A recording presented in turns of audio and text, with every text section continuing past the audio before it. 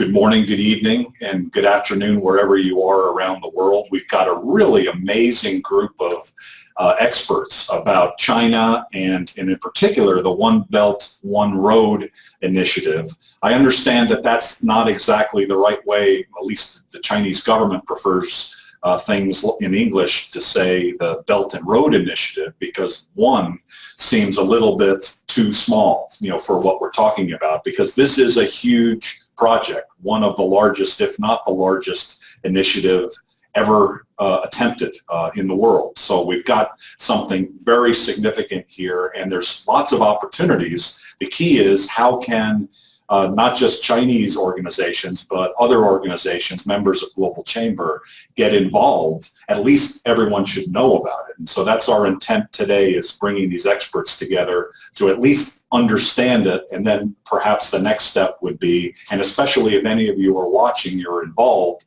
we'd like to hear from you. And we have people who would like to understand what your experience is.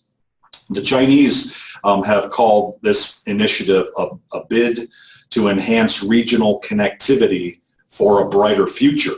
And that's a very bubbly, positive spin, perhaps, because others call it a push by China to create for itself a larger global role and being more in the middle of international trade. It was initially introduced in 2013.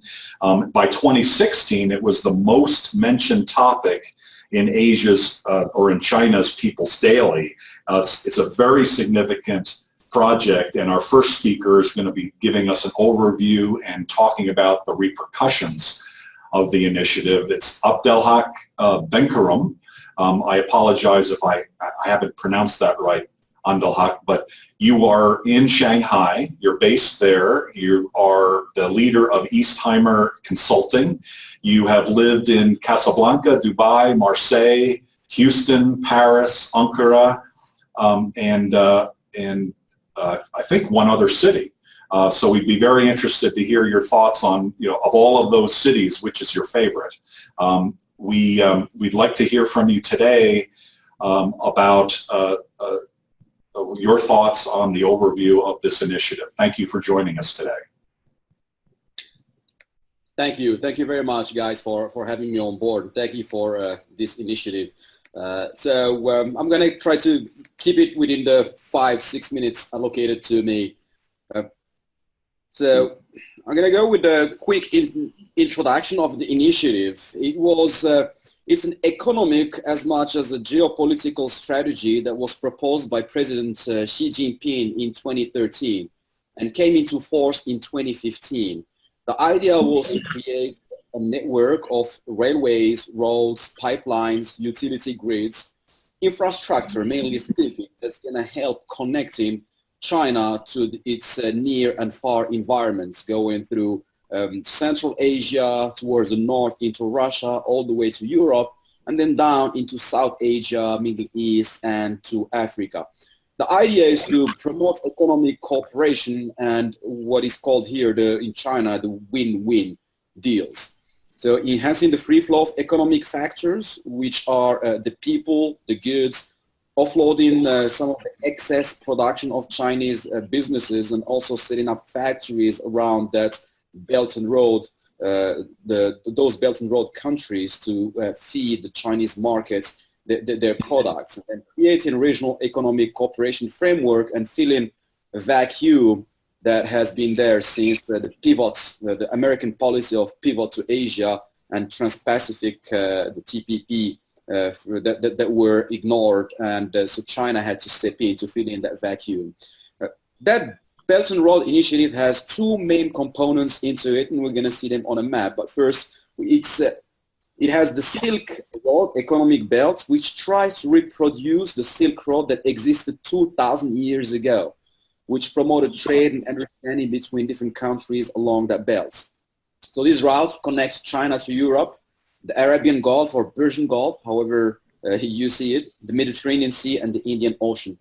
And the second part of it is the 21st century maritime Silk Road connecting regional waterways. And if we move to the next slide, you're going to see that's courtesy of McKinsey. You're going to see how those would play out, and you would understand how they would cover 2/3 of the population of the world.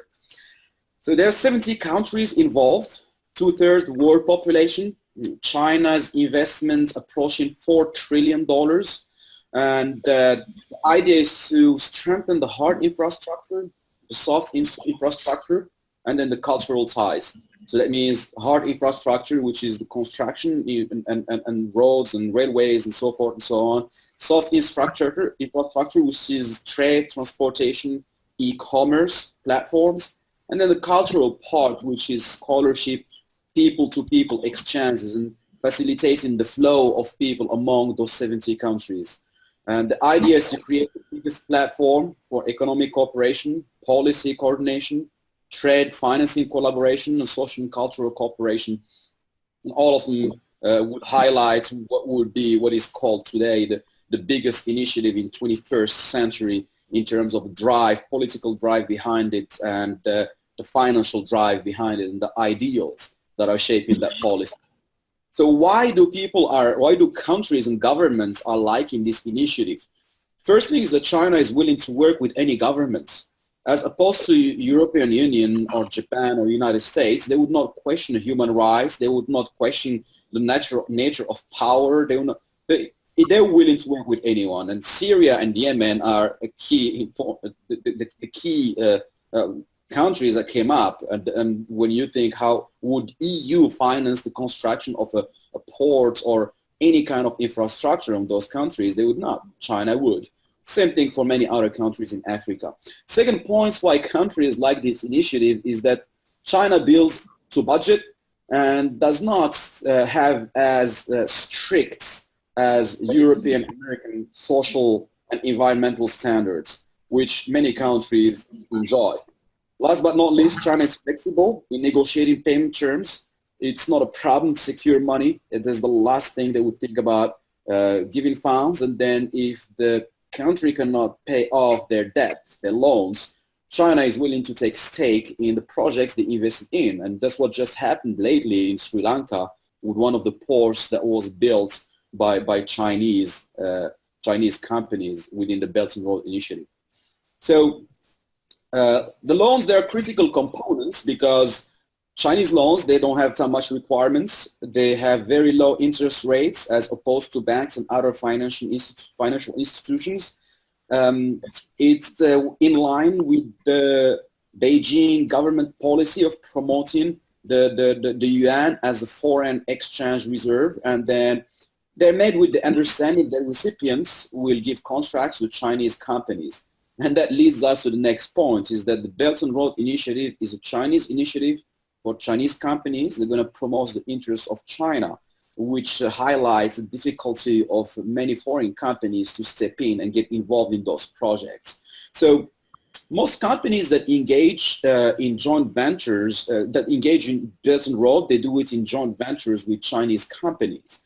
The reason is that foreign companies, and for those of you who have been in China, would understand that it's a lot of business, especially at the early stages of any project, are very difficult to understand. There is not enough data. The Beijing government does not over-communicate about their steps, being it international or local. So foreign companies, they cannot identify those business opportunities because there is not enough data. All what we see is memorandum of understanding, and that's it. What goes on behind the closed doors is 100% political. Second barrier is Chinese firms are given an edge in winning contracts. And state-owned companies, extremely powerful. Some of the biggest companies in the world are Chinese state-owned companies. And then last point is the risks related to IP, elections, corruption. It's just companies, how open are they to taking on risks that Chinese companies can take on, but American and European companies cannot. The last slide I have here is some examples of companies I found that are foreign companies that took advantage of the Belt and Road Initiative. And you can see here some examples. Siemens with engineering, procurement, construction. Honeywell, pipelines, oil and gas installations. Chubb with some insurance, they with PIC or PICC, Chinese insurance, state-owned company. Rio Tinto with the infrastructure construction, Kubota construction, Alibaba, well, it's Chinese, was still international, imported products, food and beverage, luxury, and then finally HSBC financing. HSBC, probably you know, it stands for Hong Kong Shanghai Banking Corporation. It's still Chinese, though it is international. So the companies that stand to benefit from this initiative are companies that plug themselves onto projects that are led by these major corporations that contract, subcontract, or outsource some of those projects or parts of the project to third parties, small and mid-sized enterprises. And I think this is, I'm up 6 minutes. Appreciate keeping it, Abdelhak, to that. Very much appreciate it. Very interesting information, and we'll circle back with you with some questions. There are already a couple questions that have come in. So our next speaker is Kimberly Kirkendall. Kimberly happens to be right now a little bit south of Cleveland, Ohio, but she has lived in China. She's run 2 factories there and been involved in all sorts of business. She has marquee clients. One of your clients, interestingly, Kimberly, is one that I had met at the University of Michigan during a training program. I won't mention the company name, but the fellow was an executive, and he was teaching us about how to do international business. And he got in front of the room and he sat back in a chair, put his feet up on the desk with the bottoms of his feet showing to us, and he said, "First thing you learn is, don't cater to anybody's cultural norms. Just do whatever you feel like. That's how you're going to be most successful." And I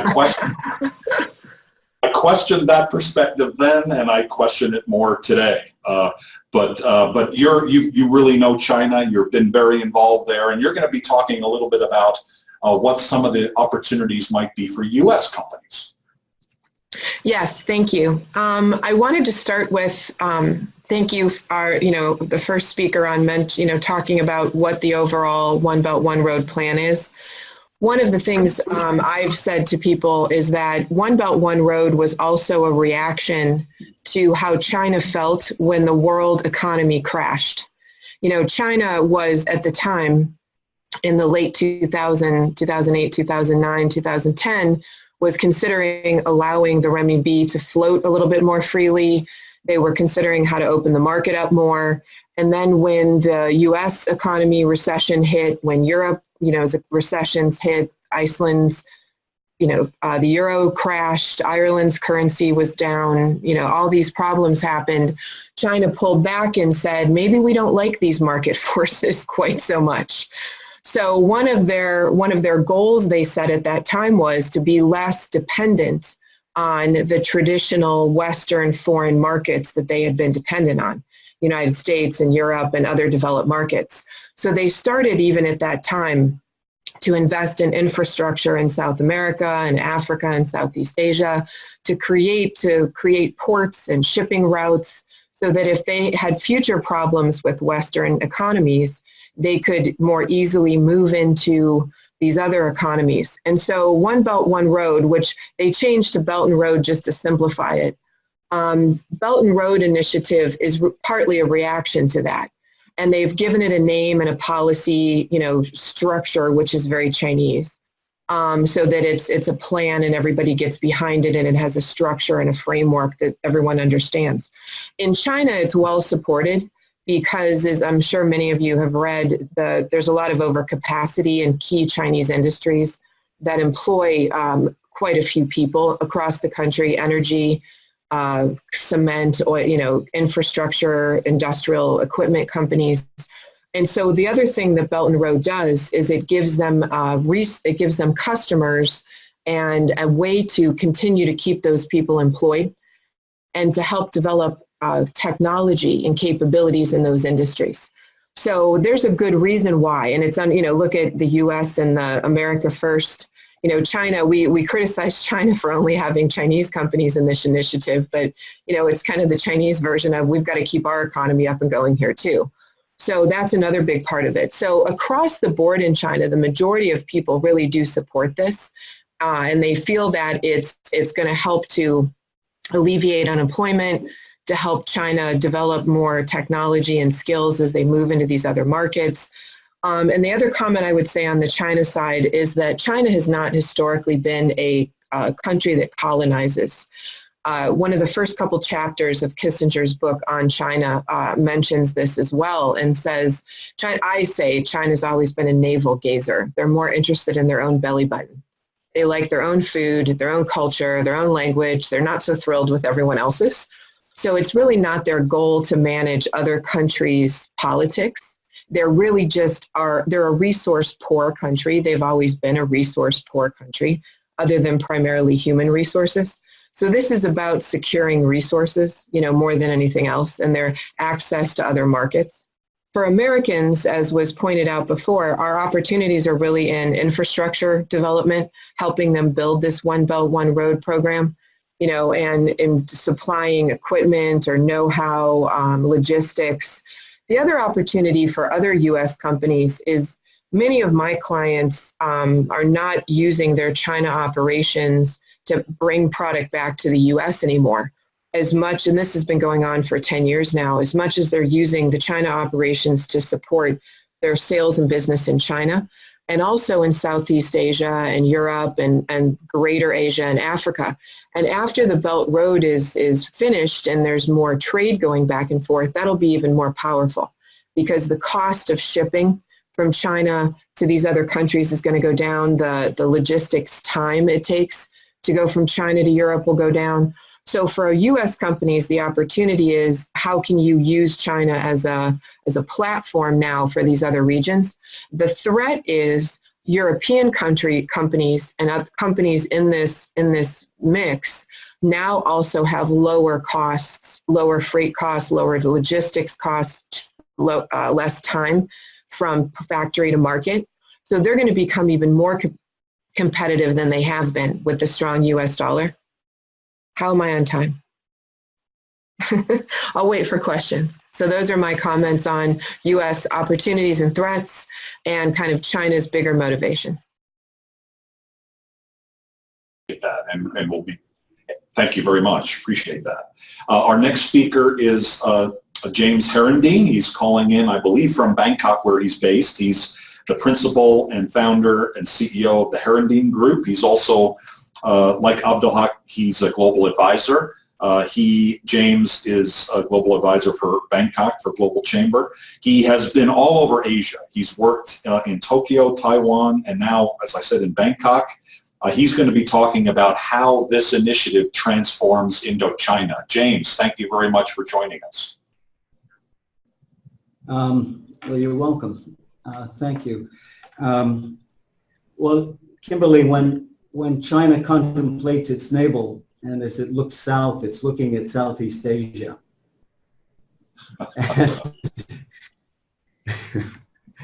So this discussion is really about how this initiative is going to transform the Indochina and particularly these particular countries. If we look at the master plan, the Indochina region is really Myanmar, Laos, Vietnam, Cambodia, and Thailand, Cambodia as well. And if you just take the next slide, Cesar. Cesar, would you do one more slide? Yeah. So we're talking about these specific countries. Now, if we take a look at what the network looks like, there's a central road that will go from Kunming through Yuxi, through Laos to Vientiane, and then to Bangkok. If we look at the eastern route, we go through Kunming, and then it goes through the length of Vietnam to Ho Chi Minh City, then doubles back to Phnom Penh, which is the capital of Cambodia, then to Bangkok. And coming from the western route, we go through Yangon, also popularly known as Rangoon, and then to Bangkok. So Bangkok becomes very much a center of a terminus point, if you will, for this network. But it's going to look like this. Then the road goes from Bangkok all the way down to KL, Kuala Lumpur, and then to Singapore. Peter Wong, who is the Deputy Chairman and Chief Executive of HSBC, Abdelhak has mentioned that bank, has really characterized the opportunities just across the board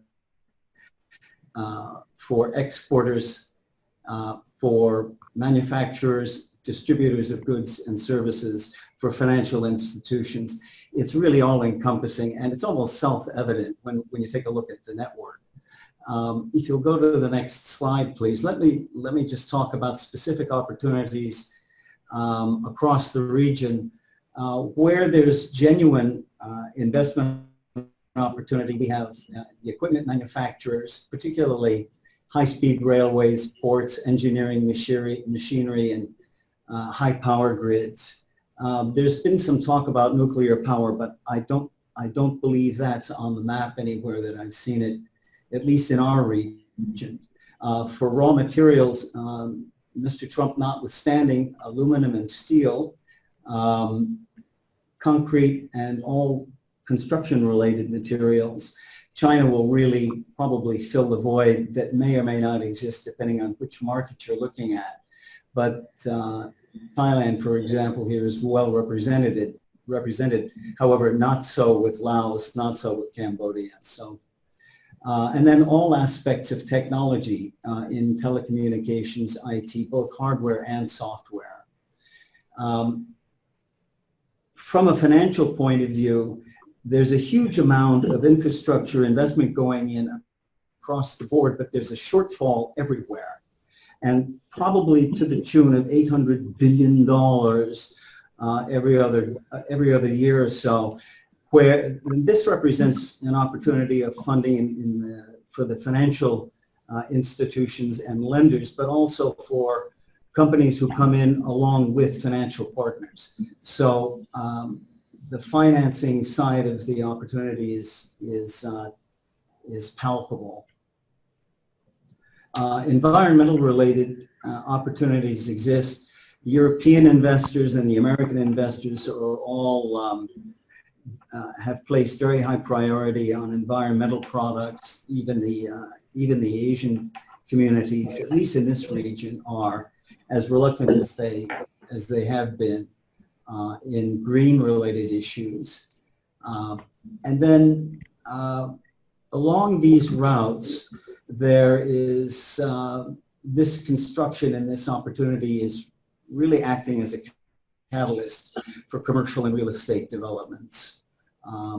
So if you're in the real estate business and anything related to it, all you have to do is put your pins along the map to find the opportunities. Now, let me just talk briefly about country-specific opportunities. We can group Laos, Cambodia, and Myanmar because they're all low and emerging in their education. They're still agricultural economies. We see light industry, nascent telecommunications and services. All three of these markets have rapidly growing tourism industries and hospitality. So here, the opportunities for investment are light industry, financial services, education and trade related education. Then if we take a look at Vietnam, please.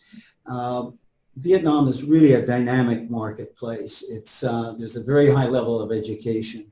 The workforce is highly skilled. The work ethic is extraordinary, and agricultural and emerging heavy and middle-sized industries are booming in Vietnam. The big opportunities here are light and medium industry, financial services, education and trade crafts, hospitality again, and IT and high technology. Thailand is a little bit more sophisticated in that it's more advanced and more sophisticated. Here we have a very high level of education, very high level of skilled labor, services and healthcare, transportation, telecommunications, very high. The labor costs are relatively high. However, still a good value added in terms of high-end manufacturing and distribution. So heavy industries, advanced machinery and manufacturing, and all areas of high tech and robotics.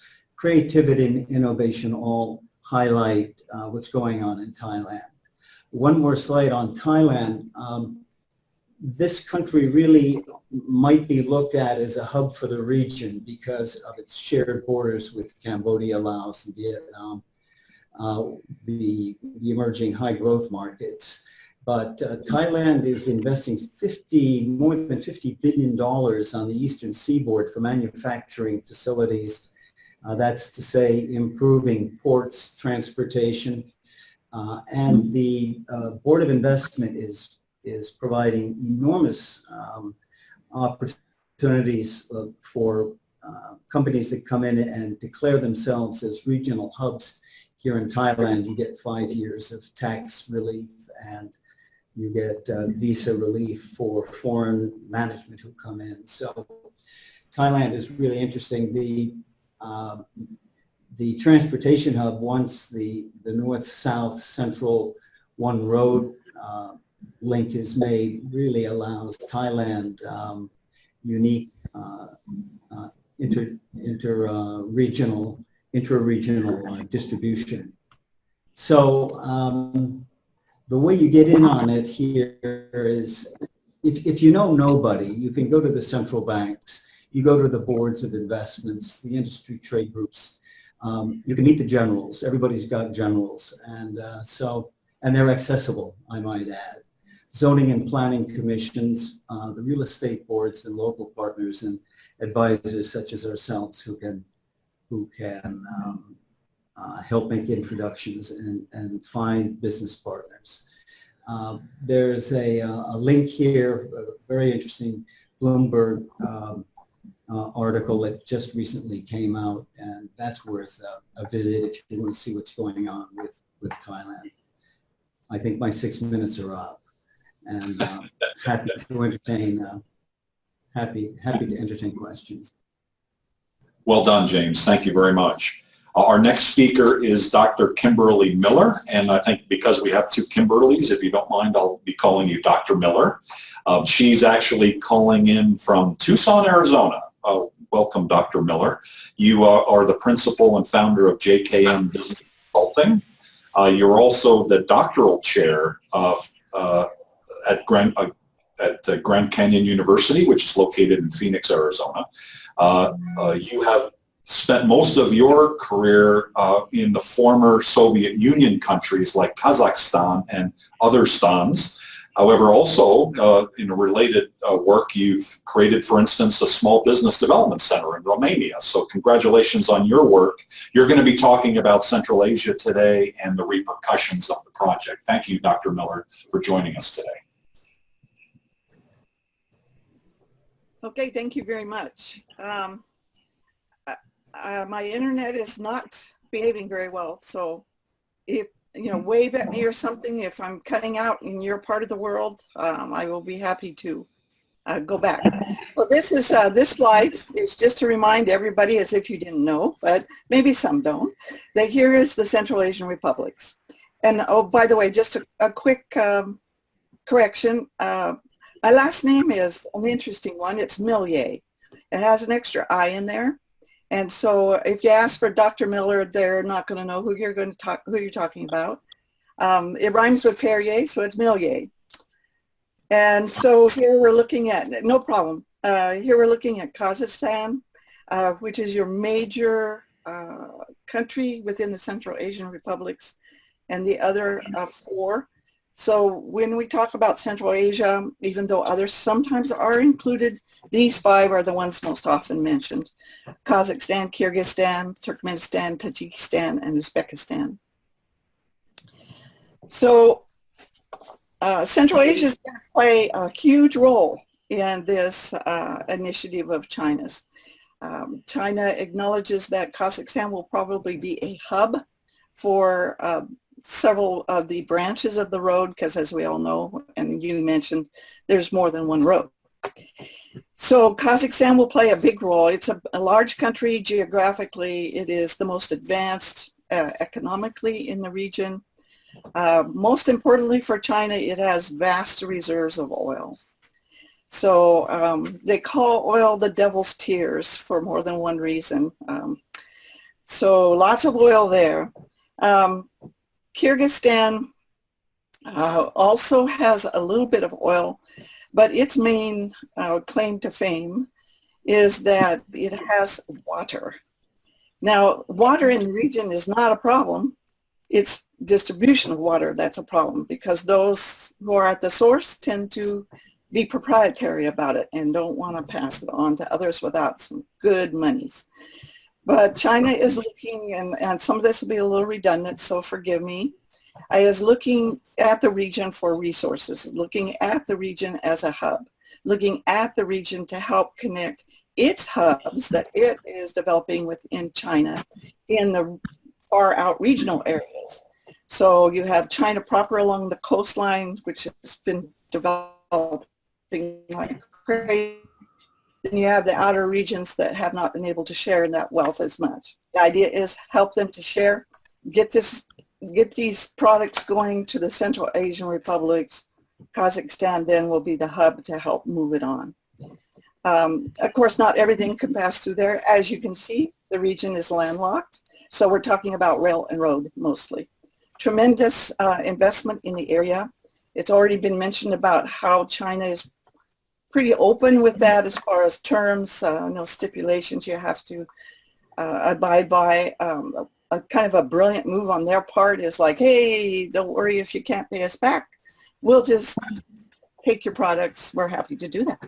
And so, of course, that they will absorb the products, which may not leave a lot for the rest of the world. Uzbekistan is a huge agricultural area. So we're talking cotton, mostly. It's the world's fourth largest producer of cotton. Turkmenistan is huge in other areas as well, mostly natural gas. It's a huge producer. There are pipelines running all over the place into Central Asia, into China, into Iran, up into Russia, and more money is being put in there. Tajikistan is a very poor country. It suffered from a civil war when everybody was getting established. But like all the rest of them, it has some resources that can be used. So China is continuing to expand their influence in the area, which historically has been more Russian dominated. Russia still has a large role there, but it's becoming more and more Chinese oriented, mostly because of these opportunities. Let's see, what else can I say? Kazakhstan, as I mentioned, is economically advanced, so they're kind of leading the show. They have good relationships with their neighbors. Others kind of have a little bit of trouble from, occasionally. But to just kind of wrap up about opportunities in there, it is if you are involved in the oil industry, in agribusiness, in hydroelectric production, any kind of water resource management, those are opportunities to form joint ventures and to participate. I will say that the region is somewhat cautious, and they were cautious with the Russians as well. They're very protective of their sovereignty and autonomy, and they're concerned when they see Chinese companies come in and invest and build Chinese, and then the Chinese workers are, it's Chinese doing all the work. So they're concerned to the point where most of the Central Asian republics are now requiring a quota of local labor so that at least they can benefit from this experience. And they continue to be wary of losing any kind of autonomy. And so they're on guard, but at the same time, very enthused about that opportunity. So my presentation's fairly short. That's basically all I have. Thank you, Dr. Millier. And again, apologies for the mispronunciation. My old eyes didn't see the I in there. Our next speaker is Aziz Ahmed. I'm sorry. Aziz is a global advisor for Global Chamber in the Houston area of Texas, USA. He's the principal and founder of Indus International. He himself is a marketing business consultant, and he's very involved in a variety of different industries, including textiles. Aziz graduated from Karachi University. He's going to be talking about the southeast corner of your map, Dr. Millier, and that is the China-Pakistan economic opportunities and corridor. Aziz, thank you for joining us. Are you in Houston today? Thank you. Yes. Thank you, Doug. Thank you for the introduction. I am very much in Houston, and it's damn hot today. Anyway, coming back to the BRI and my specific area allocated to me, the Pakistan corridor, let me just start very briefly with what is behind, the strategy behind BRI, because it's very important for people, including the Chamber, to understand. Actually, what China is, the concept of this BRI with China is that this is an alternate route to protect their country, existing and growing exports. Because remember, China exports primarily through the South China Sea. And one of the biggest concerns for them, which has been growing over the years, is the blockage of the South China Sea because of this Korea conflict, which is brewing. And it is definitely, it's a strategic move on part of the others also, and how to contain China. So China instead has got this 5 major BRI projects, Belt Road Initiative as they call it, which will cover 80% of the globe and almost 100% of their existing markets, where they would continue to have access easily, even if the South China Sea is blocked. So that's the strategy behind the move. Okay, and the second thing is that the trade agreements which many countries come up with, under influence of one or the other, and the increasing tariff or changes in the tariff scenario and the WTO regulations could also impact China with countervailing duties or enhanced duties, as we have recently seen in case of America. Others will follow also. So China, with this BRI initiative, is actually going to be setting up a lot of what you call manufacturing hubs all along these corridors in these countries. And with these companies then becoming local companies instead of the made in China thing, they would be able to avoid the tariff barriers, if any are imposed on them in any particular region, whether it might be Europe or America or whatever. Example, if a made in China product in America is, slapped a duty of 25% or 50%, but if the same thing is coming from Kazakhstan or Pakistan or somewhere in Europe, although it's produced by a Chinese company, but that Chinese company being a Pakistani company or XYZ nationality company will avoid that, duty. So these are the 2 key reasons why they are doing it. Now, the third is that, what are the opportunities for people like Global Chamber or our members? I'll come to it in the end, but another reason China would be very much benefited is that these countries have resources. And like one of the earlier speakers said, that China is not really a colonizer, and that's quite right. Colonization has been taking different form over the generations, but China, obviously, instead of invading a country and taking over their resources, is not a Chinese model. So what they would do is that with the BRI, they would be most easily able to access those resources and move them into their country or wherever they want to without much ado, without creating any political upheavals. Example again is recent sojourn by some of these Western countries in the Middle East. So, those are the strategies and reasons behind it. Now, the Global Chamber members actually, what they need to do is understand that major contractors for all these projects, may those be roadways or bridges and ports, as these are being built, major contractors will be all Chinese. Plant and equipment and supplies will be from China. So, I'm expecting that they would buy, let's say, American cranes or made in Germany or made in Pakistan, something for these projects is not going to happen. However, the advantage for the companies, exists in subcontracts. So, like if if a member is into a business which relates to construction, or if he has supplies which relate to construction, that is what they can offer to the subcontractors in these countries. So my suggestion to them would be to start connecting with all and every business, which is related to infrastructure, so that they could, offer them their services. May that be software development, may that be IT, may that be, construction supplies, whatever, to the subcontractors of these Chinese contractors. So people should start working on that. And then the companies that are into, let's say, if you have a manufacturing advantage, or if you are working with a company somewhere that manufactures something which is, let's say, of interest in China, with Chinese import. For example, you mentioned textiles.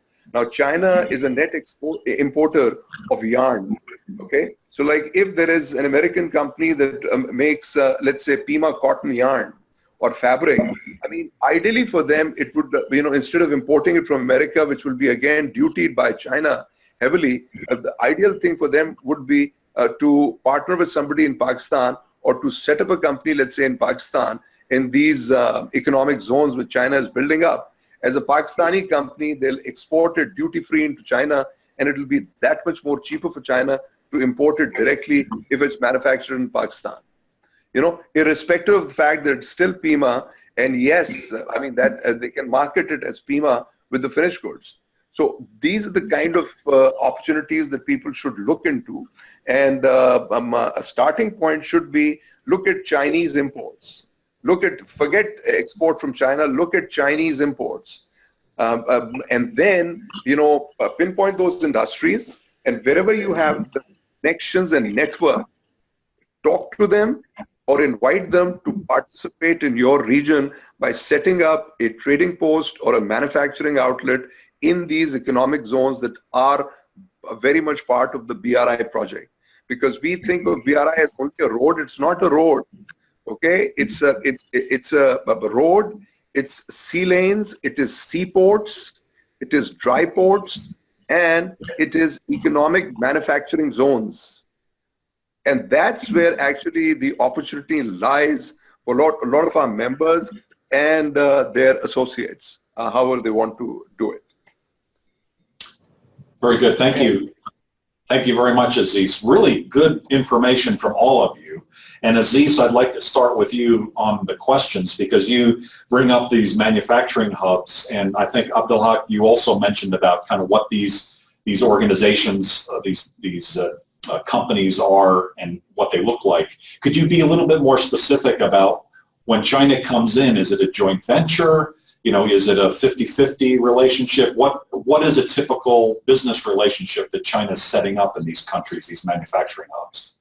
Sure. What the Chinese are doing is Chinese are working with the local governments and asking them to allocate areas, acreage, along the road, and near the ports for manufacturing facilities. Now, they typically in Pakistan, what they're doing is that almost 50 to 60% of the zone is normally purchased by Chinese government themselves or Chinese entities. They advertise to them that, you've got the M2 coming up near the zone in China, and we encourage the XYZ companies to go and, kind of buy out that land. So the Chinese company, real estate companies buy out these lands, these packages or whatever you call them, like 5 acres, 10 acres or whatever, and then in turn sell it to Chinese companies who would be eventually coming in with their own manufacturing in that area. So the rest of the land, it's not like 100% is bought out by Chinese. Rest of the land is available to anybody, whether it's an American or a German company that wants to go and buy one of these, set up a manufacturing there, or if it's a Pakistani company. And as far as the joint venture is concerned, it's not necessary. These zones are able to, at least for Pakistan, I can say with assurance and guarantee that Pakistan doesn't impose any condition that you have to have a joint venture partner with the Pakistani or with the Chinese or with anyone else. It is open. I mean, like an American company can go and, let's say, buy a piece of land in M2 and decide on manufacturing whatever they want to. So the number of these manufacturing hubs varies from country to country, and they're very strategically positioned, close proximity of cities or hubs where relevant manpower is available. Like, for example, in Pakistan, most of the zones are located in Punjab. They are not located in Balochistan or frontier. The reason being that in frontier or Balochistan, where this road passes through, certainly, but you don't have qualified manpower available in that area. So same would be the case with Kazakhstan or wherever this road passes, that they would select a city which has people available of specific caliber. In Punjab, for instance, we have easy availability of artisans who can work on metal industries. People are available for textiles. People are available for leather making. So so on and so forth. So this is how they will position these zones there. They will come in. They will kind of manufacture these goods for their own exports.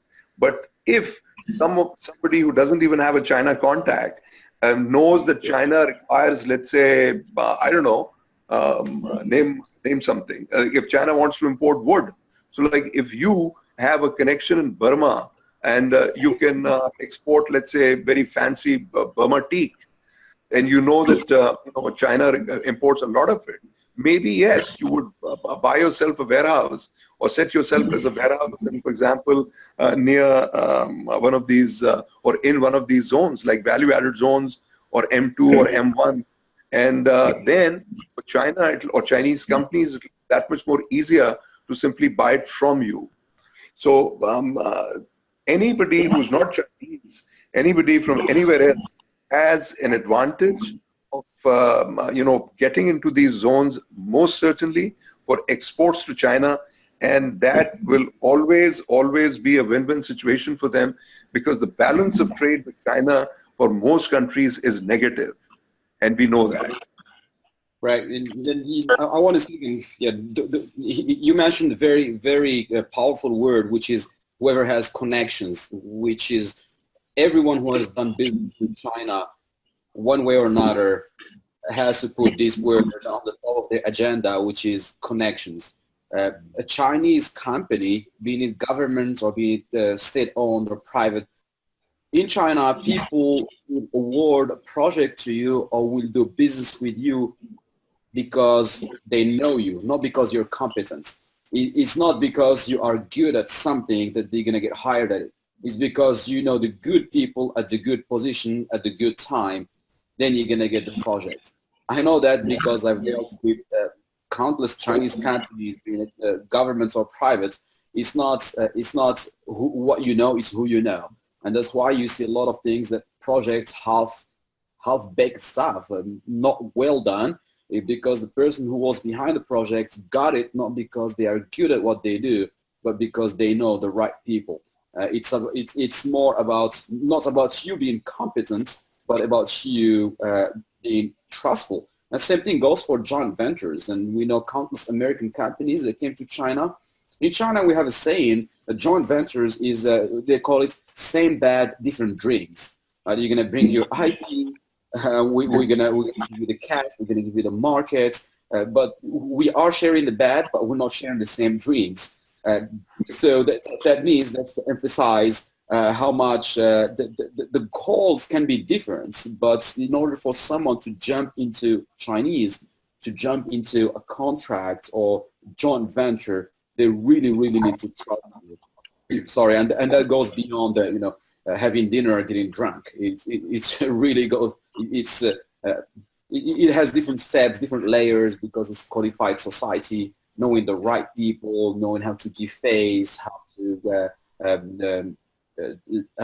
highlight your value, and so forth and so on. So I like the fact that he mentioned connections, because I don't see any company over the world getting into some major Chinese projects just because they're competent.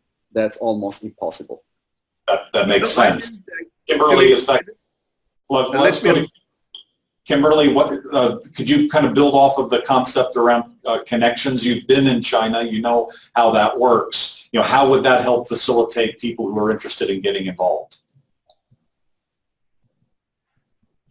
Oh, you're muted. Okay, I'm unmuted. I think a lot of foreigners hear connections and relationships as how you do business in China, and interpret that to mean that you have to pay bribery or graft, or you have to somehow manipulate the situation to be able to get business. And that's not the case in the majority of the situations. I mean, it does happen occasionally in China, but really not a lot more than many other countries. What relationships mean in China, the reason that relationships and connections are so important, you have to remember China's had private business since the mid-1990s now. So there's a lot of people that are in decision-making positions that don't have a long history about how to make good decisions, good business decisions. And as one of the speakers mentioned earlier, China doesn't have a very transparent database on business and credit for companies and business and opportunities. So people look to their relationships to be able to feel confident about the decisions they're making as to whether someone can follow through or not. So if I know you can follow through, and I know that you have a relationship with me and that I can trust you, then I feel there's less risk for me than a company that has that has a lot of technical abilities, but I don't necessarily have a relationship with. And this is why brand is so important. If I don't have a relationship with you, but your brand is very well known, and if you can go into the market and say, I recently took a company that sells into the tire industry to China, and we met with two large tire companies, one off the road and one like mini bike sports motorcycles.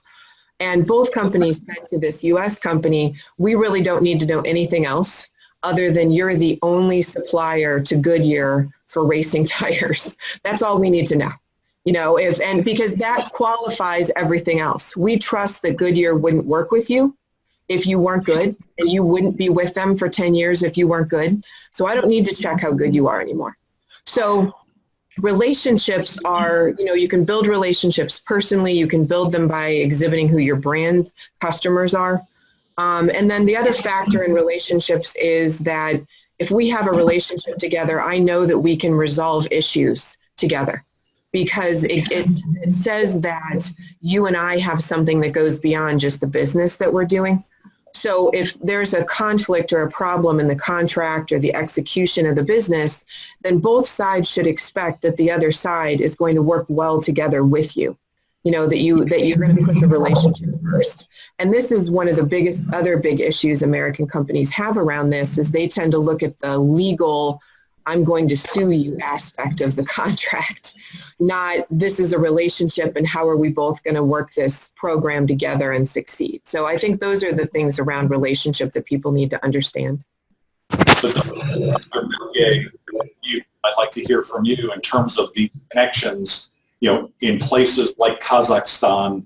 Are the connections in Kazakhstan, or does a company need to go to China? Where does the kind of the starting point for these connections happen on these projects? I was just checking to make sure I wasn't muted. It works from both ends. Okay. But if you want to do a business in the Central Asian republics, then you should go to them themselves. It's not easy for an American company in those countries because in the past, the United States has been accused, if you will, as have business people, as have nonprofits, of meddling in the country's business.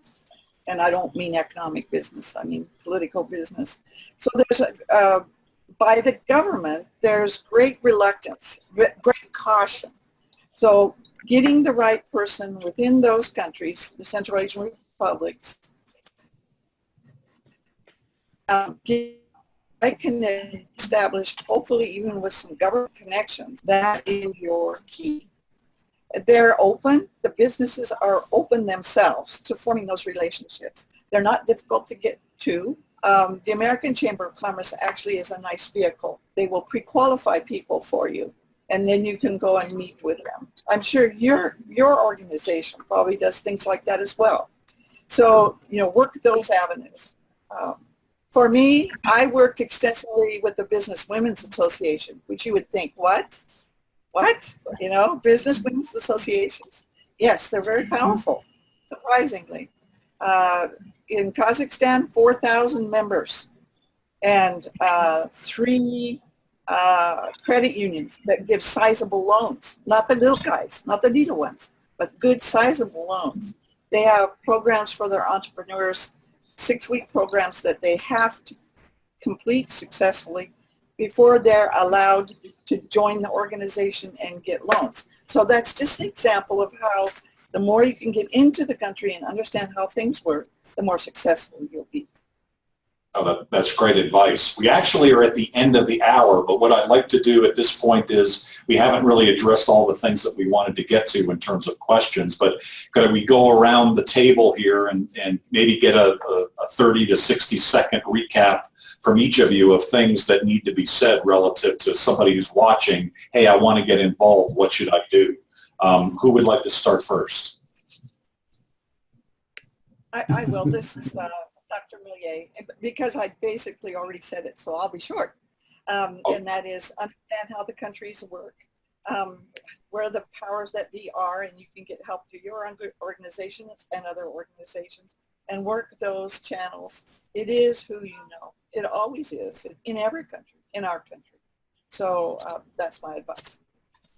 Okay, thank you very much. I see a question about corruption and Foreign Corruption Protection Act in the U.S. And so if any of you want to mention that along in your final summary, please do. Who'd like to go next? Jane, please. Sure, yeah.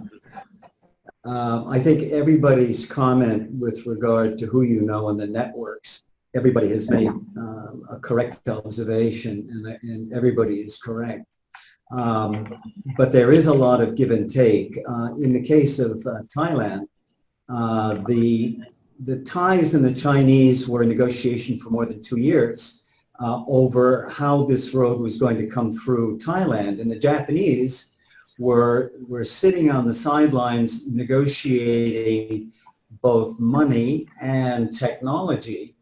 The technology the Japanese had to offer was far in advance of what the Chinese had to offer, but the Japanese couldn't do it in 5, 7, 8 years. They wanted 20 years to do a project. So practicality for the Thais became a very big deal.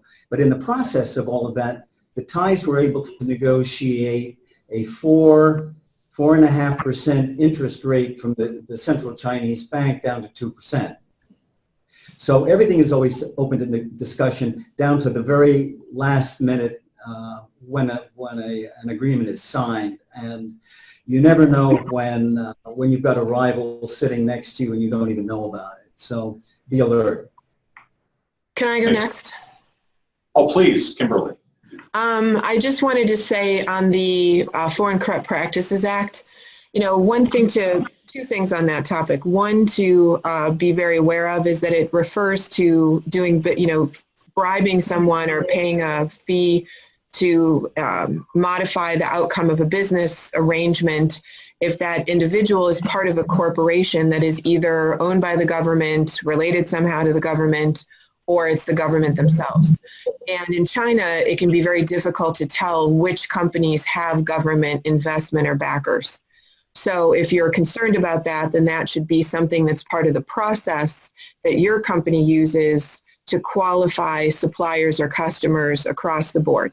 Secondly, every instance of bribery I've run across in more than 5 years now, and Dan Harris from the China Law Blog, who I've worked with, he will concur with this, with all the projects that they have in China, legal projects, corporate setups, etc. Every instance has been where the foreign company is bribing the Chinese to not do their job. And I think this is an important distinction. You know, in certain countries, if you want to get the government official to process your paperwork at all, you have to bribe them. They're not going to do their job without a bribe. In China, where we see people bribing is that the company wants them to do something that they shouldn't be doing. Typically, they want customs to accept a HS code that isn't the correct code for their product, but it gives them a favorable duty rate. So what's important, one of the important factors on Foreign Corrupt Practices Act is that control starts at home. So I see it in companies where individual executives are doing deals in China where they have a third party paying bribes to be able to get things in and out of customs or to get approval from the EPA on setting up a new factory, because their KPI is that this work has to get done. And their excuse is everyone in China does it, I have to do it, our competitors are doing it, I have no choice. But the corporation and management doesn't know that that's happening.